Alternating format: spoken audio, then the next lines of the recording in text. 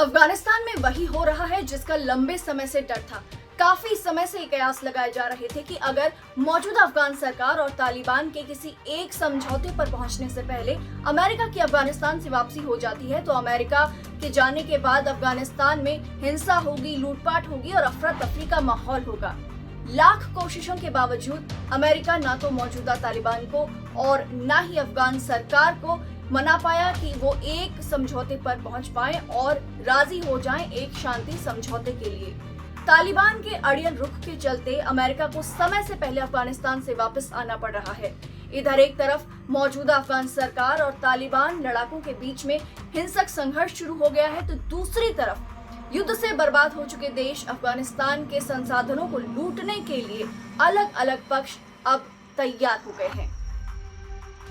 अफगानिस्तान की सरकार ने अब तक तालिबान के लिए नरम रुख दिखाया, लेकिन तालिबान के सिर से मरने मारने और ताकत के बल पर सत्ता हथियाने की हनक अभी भी उतरी नहीं है।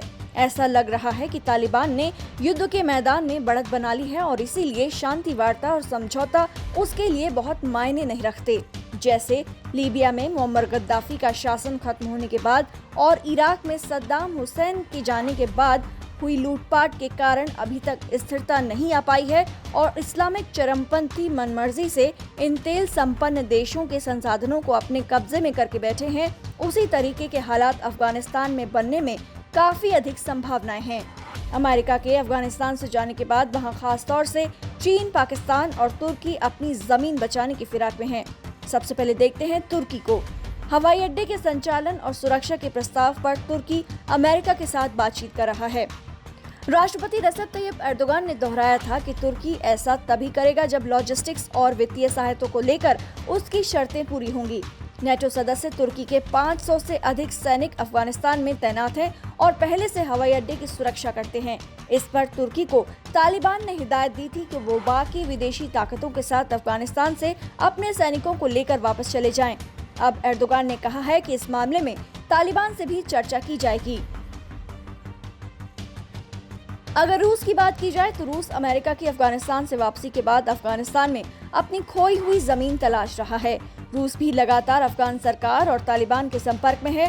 रूस ने मंगलवार को कहा कि तालिबान राजनीतिक समझौते के लिए तैयार हैं। अफगानिस्तान में क्रेमलिन के दूत जमीर काबुलेव ने कहा कि पिछले 20 सालों में तालिबान नेतृत्व का बड़ा हिस्सा निश्चित तौर से युद्ध से तंग आ गया है और समझता है कि वर्तमान गतिरोध को लेकर राजनीतिक समाधान खोजने की जरूरत है।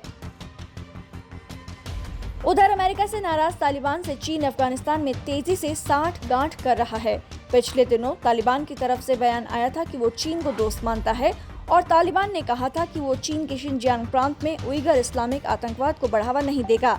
इसी के साथ ही उन्होंने चीन के निवेश की सुरक्षा का भी वादा किया। बात अगर पाकिस्तान की जाए तो पाकिस्तान लंबे समय से अफगानिस्तान से भागे तालिबान को अपना समर्थन देता आया है और मौजूदा अफगान सरकार से उसकी कभी नहीं बनी। और अब जब अफगानिस्तान से अमेरिकी सेनाओं की वापसी हो रही है तो पाकिस्तान आतंकी आकाओं के बलबूते पर अफगानिस्तान में अपना प्रभाव बढ़ाने की तैयारी में है।